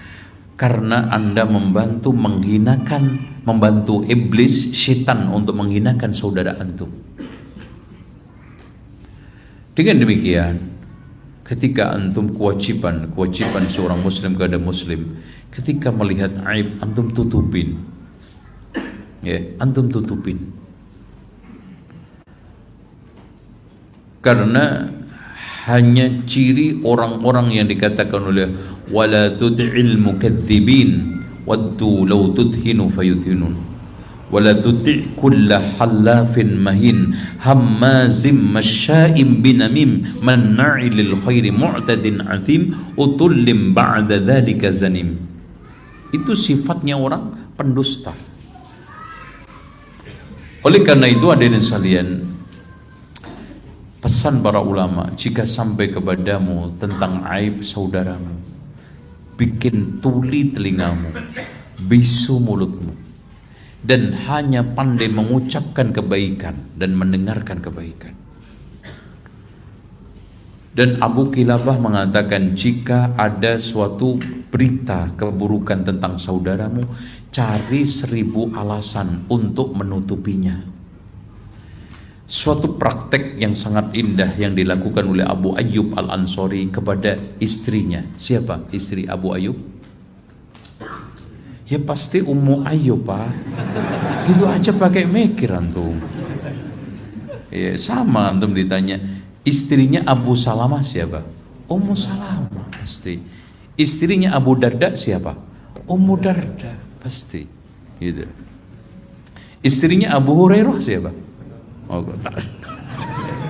Ummu Hurairah ya. Parah itu ya. Ngawur itu ya. Oke. Katanya istri mungkin kalau sekarang lagi sedang ngopi di teras ya, asar-asar, duduk-duduklah. Karena memang Abu Ayyub Al-Ansari itu termasuk kategori orang kaya, makanya rumahnya aja sudah tingkat. Karena kebun kurmanya luas dan kebun kurmanya selalu panen awal dan menghasilkan kurma-kurma yang bagus. Makanya di antara sekian kebun kurma itu pernah diwakafkan ke Rasulullah, tapi Rasulullah nolak. Saya beli aja wahai Abu Ayyub. Akhirnya dibikinkan masjid sama rumah. Jadi Masjid Nabawi sama rumahnya Rasulullah dulu bekas kebun kurmanya Abu Ayyub. Dan dia memiliki keutamaan yang gak pernah dimiliki oleh sahabat lain, di mana Rasulullah SAW tinggal numpang hidup selama di Madinah sebelum mapan dan punya rumah. Nah ketika itu Abu Ayyub suka naik, kan tidurnya di atas karena Rasulullah minta di bawah. Akhirnya tidur. Malam pertama nggak enak. Masa saya di atasnya Rasulullah? Akhlak apaan ini? Akhirnya dia turun. Ya Rasulullah, apa namanya ya? Fitrah atau istilahnya naluri, apa namanya? Apa sih? Apa sih namanya, Mbak? Hati kecil ya. Hati kecil saya menolak, ya Rasulullah. Kayaknya nggak patut Rasulullah di bawah, saya di atasnya Rasulullah. Coba adab. Akhirnya Rasulullah mengatakan, jangan wahai Abu Ayyub, tinggallah kamu bersama keluargamu di atas. Saya di bawah aja karena tamu ini setiap hari keluar masuk. Biar saya tidak capek naik turun dan memudahkan tamu datang. Subhanallah. Nah, pada saat Rasulullah kelaparan, Abu Bakar juga kelaparan, terus Umar juga ketemu kelaparan juga. Tiga-tiga nanya makan, gak nemu makan. Akhirnya datang ke kebunnya Abu Ayyub ini. Ditemukanlah istrinya. Kemana Abu Ayyub wahai fulana? Lagi ambil air. Tidak lama Abu Ayyub manggul air. Ahlan, Masya Allah, tumben Nabi, Abu Bakar, Umar datang beginian. Ada apa ini? Rasulullah SAW, dan itu rata-rata orang Arab, itu terang-terangan lapar ya lapar kan. Beda dengan antum kan, lapar bilang enggak kan gitu. Itu. Namun ditawarin nggak dimakan-makan. Giliran akhirnya mau dimakan, ngambil kuenya, diajak salaman gitu. Ya Pak, alhamdulillah Pak, ya ketemu lagi. Ya Allah, padahal mau ambil kacang gue. Ya udahlah, nggak apa-apa. Itu jeleknya basa-basi itu. Akhirnya ditarik ke dalam masalah agama juga basa-basi. Akhirnya, ya Abu Ayyub, kami ini kelaparan. Masya Allah, silakan ya Rasulullah, tunjuk kambing mana saya sembelihkan. Enggak, pilih aja. Enggak ya Rasulullah, khawatir yang saya pilih tidak cocok untukmu. Akhirnya Rasulullah mengarahkan, pilih yang tidak sedang hamil. Akhirnya disembelih. Ambil kurmanya, ambil aja sendiri. Enggak ya Rasulullah, takut yang saya ambil tidak engkau sukai. Terus kemudian akhirnya dimasakkan kambing, makan kurma, minum air segar. Allah mengatakan, Rasulullah membacakan firman-Nya, summa latus'alunna yawma idzin 'anin na'im. Nah, ketika itu sedang ada isu hoax tentang keluarga Rasulullah bahwa Aisyah selingkuh. Ya tak? Yang disebut dalam Al-Quran Al-Ifk, yang sehingga muncul hadis panjang sekali dalam Sahih Bukhari Muslim, hadisul ifki, yaitu hadis tentang hoax yang disebarkan oleh kaum munafikin tentang apa? Fitnah terhadap Aisyah yang dituduh selingkuh. Akhirnya ketika itu ngobrol, ya Abu Ayyub udah dengar belum? Apa itu? Ya tentang Aisyah lah. Tuh, terus kenapa? Akhirnya Abu Ayyub menghentikan pembicaraan yang menjurus kepada ghibah, yang menjurus kepada penodaan, yang tidak lain adalah istri Rasulullah, dan itu adalah ummahatul mukminin. Wahai Ummu Ayyub, mana yang lebih bagus, kamu apa Aisyah? Ya jelaslah Aisyah. Mungkin enggak itu kamu lakukan? Auzubillah, astagfirullah. Kalau itu tidak mungkin kamu lakukan, yang kamu adalah lebih rendah statusnya daripada Aisyah, mungkin enggak itu dilakukan oleh Aisyah? Nauzubillah. Mencari alasan, sekian alasan untuk melindungi kehormatan Aisyah dengan argumentasi yang cukup bagus ilmiah. Kalau sekarang Ummu Ayyub saja yang statusnya di bawahnya Aisyah, lebih rendah daripada Aisyah, tidak melakukan selingkuh, tidak mungkin zina, tidak mungkin melakukan itu, apalagi istri Rasulullah, apalagi Aisyah. Dan harusnya kita seperti itu. Jangan apalagi ibu-ibu. Kadang-kadang ibu-ibu lucu. Mbak, tolong mbak ceritain mbak, mumpung nggak ada orang. Lah berdua ini ketek apa? Nggak ada orang katanya. Lu gimana? Mbak, tolong mbak, mumpung nggak ada orang mbak, cerita. Berdua ini mungkin nggak orang ya kan gitu. Terus apa? Oke, saya kira ini pertanyaannya banyak. Ada yang ingin langsung tanya? Ya, terakhir ini. Iya, pakai mic. Iya. Ya, berdiri aja. Pakai mic biar masuk untuk masuk TV ente. Ya, insyaallah. Ya. Kita berjualan nasi box gitu. Iya. Tapi kita sebenarnya niatnya hanya berjualan. Cuma secara tidak langsung kadang-kadang yang order kita itu menceritakan bahwa ini untuk acara tahlil atau ulang tahun. Itu umumnya buat yang berjualan bagaimana sih? Ini maksudnya rumah makan atau apa ini? Catering. Kalau antum sekarang jelas-jelas mengetahui bahwa itu pesanan untuk perayaan-perayaan, yang dihindarkan aja. Insya Allah Allah akan ganti antum dengan sesuatu yang lebih baik. Itu aja.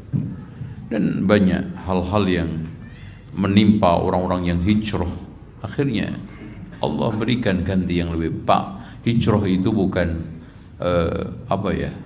hanya moto hidup, hashtag yang ada di kaos, atau disimbolkan dengan seragam-seragam tertentu, atau hanya sekedar diungkapkan dalam bahasa yang sangat poetis disampaikan oleh ustadz setengah artis.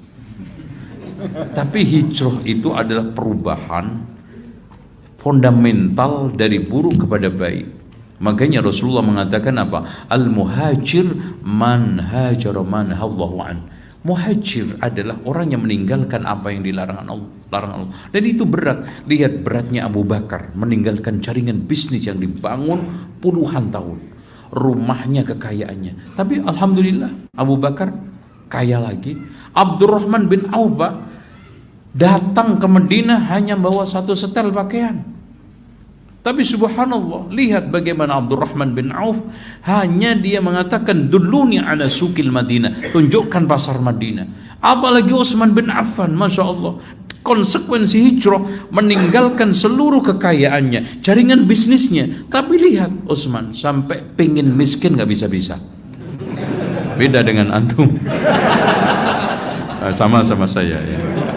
Apakah Wali Songo yang katanya menciptakan tahlilan? Saya tantang dan potong kuku saya. Cok carilah.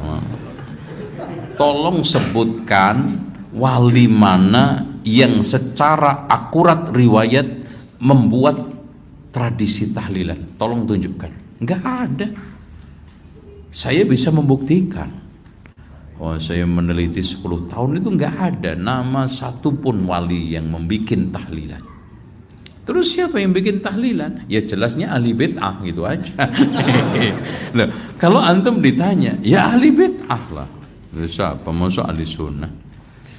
Mohon penjelasan, sebagian orang beranggapan bahwa sunnah Nabi yang dimaksud adalah zurriyat Nabi. Maksudnya apa? Ya ada memang di dalam hadis Rasulullah SAW yang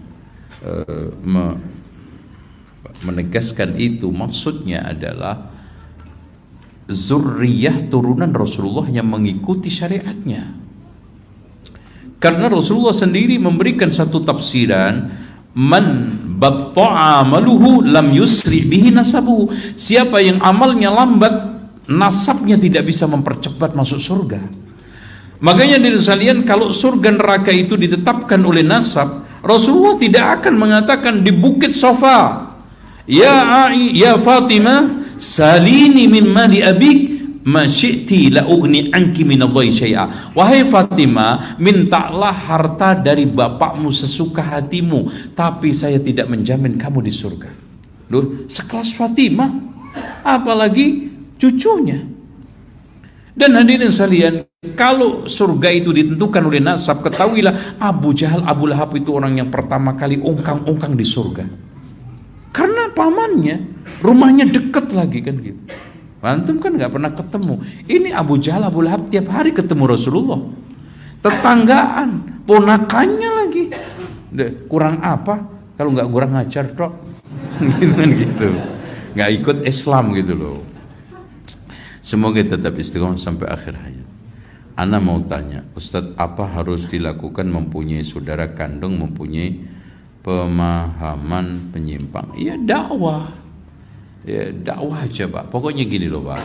Dakwah itu sampai kita yang istirahat atau yang antum dakwai istirahat. Paham nggak ya? Udah gitu aja.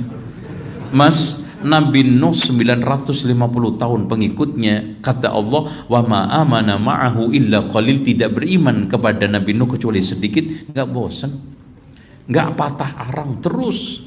Dan itulah yang ana lakukan. Pokoknya dakwah sampai mati. Dah mau apa? Ya, jadi politikus nggak laku. Jadi jadi pengusaha nggak kaya-kaya. Sementara hadirin sekalian, prinsip duniawi itu kecil dan itu sementara. Sementara hadirin sekalian, dakwah Islam dan ngurusi hidayah umat itu adalah abadi. Dan nikmat terbesar yang tersisa yang disyukuri pertama kali oleh penghuni surga apa? Wa qalu alhamdulillahilladzi hadana li hadza wa ma kunna linahtadiya laula an hadana.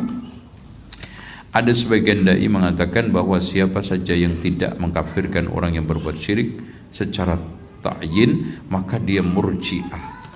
Mas, tolong sebutkan ulama mana yang mengatakan secara mutlak.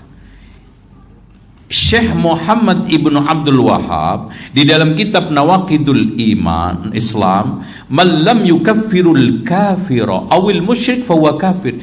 Siapa yang tidak mengkafirkan orang kafir atau musyrik itu adalah kafir. Maksudnya kafir sama musyrik asli. Yahudi, ya jelas.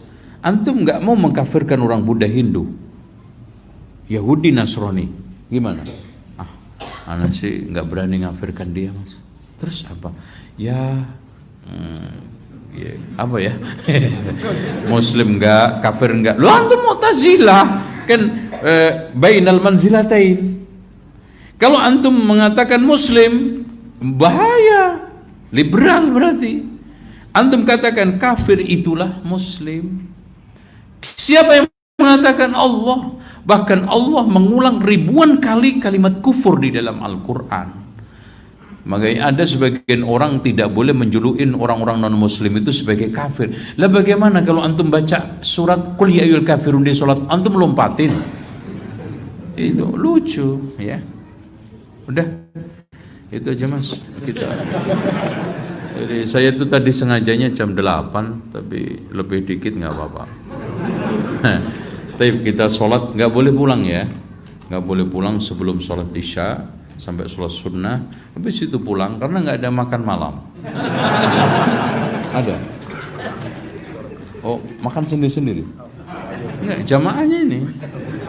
Mas saya itu begini mas, saya pesan ya. Saya itu kalau dakwah di luar negeri itu menarik. Di Hong Kong itu habis kajian rata-rata dikasih makan. Di Malaysia, Singapura, Korea, Australia kasih makan. Dan masya Allah di masjid samping kanan kiri itu minuman, makanan, berbagai macam warna-warninya. Itu harusnya begitu ya. Jadi ini namanya kajian nggak modal. Ya. Begini Pak, masya Allah, anak ingatkan sedikit ya. Subhanallah, pelacur memberi minum anjing. Subhanallah. Dimasukkan oleh Allah apa? Surga. Tapi jangan ditekankan pelacurnya ya. Nanti udahlah melacur aja, yang penting rajin-rajin ngasih minum. Parah itu. Maksudnya gini loh Pak. Perbuatan amaliyah yang baik disertai dengan ikhlas, Allah hargai orang yang seburuk itu tetap Allah nilai sebagai suatu kebaikan. Apalagi antum bukan pelacur, apalagi yang antum kasih makan juga bukan anjing. Wes ya, selesai, awas ya. Pokoknya anak ngaji kesini lagi, kanan kiri sudah ada termos, kopi, teh gitu kan. Depannya mau minuman kecil gitu dah, ya. Oke. Janji ya. Lah apa jeleknya antum bawa 100 bungkus warung Padang itu kan, insya Allah bukan hal yang besar, Pak, bukan. Insya Allah ya. Mudah-mudahan ada yang niru tuh bagus. Kemarin dakwah di mana itu pasti makan gitu, dan ya kita kasih alternatif gitu loh. Orang yang bikin tahlilan itu kan kangen makanannya itu kan gitu. Nah itu kita kasih. Kan nikmatnya tahlilan kan begini ya, ketika ila hadratin nabil mustafa Muhammadin sallallahu alaihi wasallam wa ala hadin niyah wa ala kulli niyatin salihah, al-fatihah, terus kemudian berdoa Allahumma sholli ala Muhammadin. Nah itu biasanya di dapur keludik-keludik. Nah itu nah itu yang bikin kangen itu. Nah ini antum ganti ngaji sunnah. Nah itu ya, oke. Kita tutup. Subhanakallahumma wa bihamdika asyhadu an la ilaha illa anta astaghfiruka wa atubu ilaik. Wassalamualaikum warahmatullahi wabarakatuh. Jawaban jangan berdiri dulu, tunggu sebentar, mau disiapkan dulu untuk sholat. Jangan berdiri dulu, jangan dipaksakan karena memang tempatnya terbatas. Di luar sudah disiapkan karpet, jadi agar sholat nyaman, jangan dipaksakan di dalam semuanya ya. Ini ditarik, Pak. Ya, ini dikeluarin terlebih dahulu, tolong dikasih jalan sebentar.